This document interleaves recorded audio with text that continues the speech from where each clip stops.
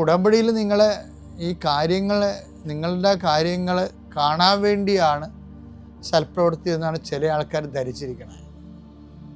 അങ്ങനെയല്ല. നിങ്ങളുടെ charity level, സുവിശേഷവിഹിതമായ കൈമാറ്റ ശേഷി വർദ്ധിപ്പിക്കുക എന്ന ഉദ്ദേശത്തിലാണ് ഉടമ്പടിയിൽ. അങ്ങനെ ഒരു വ്യക്തിക്ക് ദൈവമായിട്ട് ഉടമ്പടി ചെയ്യാൻ പറ്റത്തുള്ളൂ.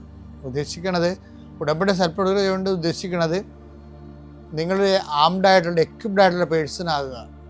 കാര്യം ഈ ദൈവമായിട്ട് ഈക്വലായിട്ട് നമുക്ക് ഉടമ്പടി ചെയ്യാൻ പറ്റുന്ന ഒരു വ്യക്തിയല്ല ദൈവം. പിന്നെ നമുക്ക് ചെയ്യാവുന്നത് സുവിശേഷവിഹിതമായ രീതിയിൽ ഒരു കോമ്പറ്റൻസി രൂപപ്പെടുത്തിയെടുക്കാനേ പറ്റത്തുള്ളൂ. അതിന് നമ്മളെ സഹായിക്കുന്ന ഈ സൽപ്രവൃത്തിയാണ്. അപ്പോൾ സൽപ്രവൃത്തികൾ ചെയ്യുന്നത് അത് കളങ്കിത സൽപ്രവൃത്തി എന്ന് വെച്ചാൽ ഉദ്ദേശം കാര്യം കാണാൻ വേണ്ടി മാത്രമാണ്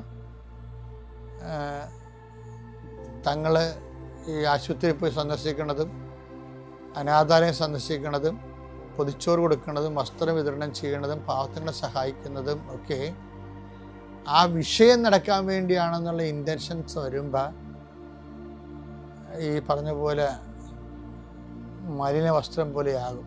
ആ മാലിന്യം വരും. അതിൻ്റെ സ്വാർത്ഥ താല്പര്യങ്ങൾ, വ്യക്തിപരമായ താല്പര്യങ്ങളുടെ മാലിന്യമാണ് വരേണ്ടത്. അപ്പം അങ്ങനെ ഒരു പ്രവൃത്തി ദൈവം അക്സെപ്റ്റബിൾ അല്ല. മലിന വസ്ത്രം ചില സമയത്ത്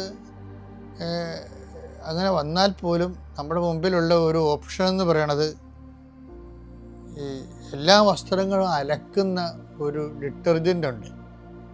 അത് കർത്താവിൻ്റെ വിശുദ്ധമായ രക്തമാണ്.